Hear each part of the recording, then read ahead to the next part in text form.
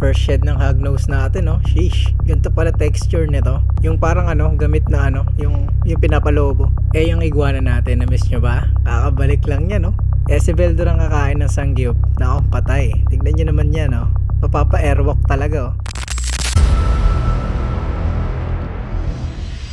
So for today mga lodi, puro reptiles naman tayo. Unahin na natin yung hognose natin na si Orochimaru. Kakashed lang na ito last Monday. Actually nahuli ko pa nga siya nagsished kaso nung timelapse natin, Diyos ko po, para lang siyang kitikiti talaga na legit. So tinigil ko na, baka ma-stress din kasi may ilaw So eto na siya ngayon. Grabe na coloration talaga, pwede na talaga pang Orochimaru. Maputi-puti na Sa mga gusto nga pala mag-alaga ng hognose kagaya nito, diretso PM na kayo kay Master White Dragon, okay? Andyan ang Facebook link sa description tsaka comment section. So pakainin na natin siya. So live feeding pala tayo mga lodi Sa may mga ayaw makakita ng ganito, scroll nyo na or skip nyo na dun sa mga dragon natin. Medyo malakas tama ni Orochimaru kasi nilalambing pa muna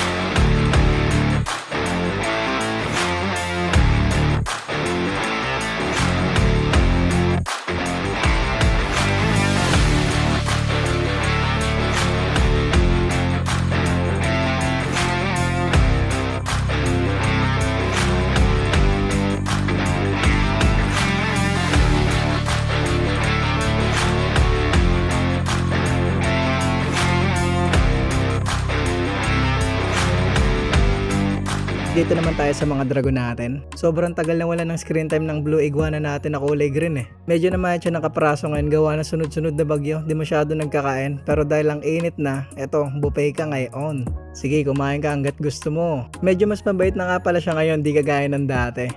Pwede na natin pagtripan yung mukha niya Di na rin siya naiilang pag ginaangat ko siya. Pwede na siya buhatin. Medyo may pagbabago ng konti sa ugali. Pero kailangan sa loob lang ng enclosure. Pag ayan nilabas ko tas nagkaroon kami ng eye contact, ay pucha ka talaga, kakaripas yan. Pero pabalik lang din ang enclosure niya. So pag ganyan pa lang tayo sa iguana natin, sana sa susunod mailabas ko na talaga siya. Dito naman tayo sa mga dragon natin na kahit umulan bumagyo, mataba ang walang iya. For today's menu, syempre sanggip salamat yan boy. Di na magkanda o gagay hinamunggal no? Eto na.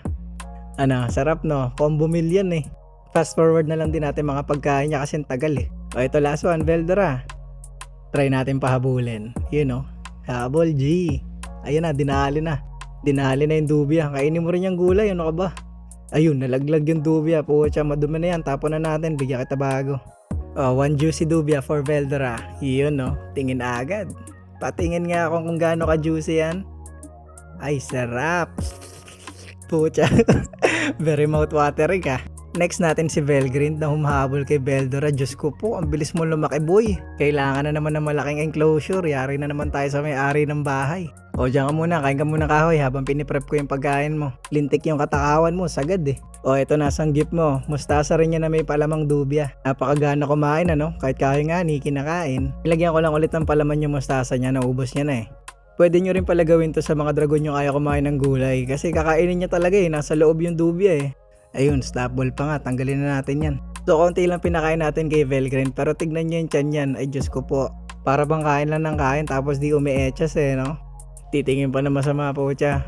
Next natin si Milim, parang ganito kalaki si Velgrind dati Nagrebelde to ng mga nakaraan nagbabadya mga gat kahit dati hindi naman. Pero syempre, nadadala yan sa pagkain. Alam niyo kung kanino siya lalapit di ba? Bigyan mo ba naman ng juicy na dubya no? Ay talagang aamo.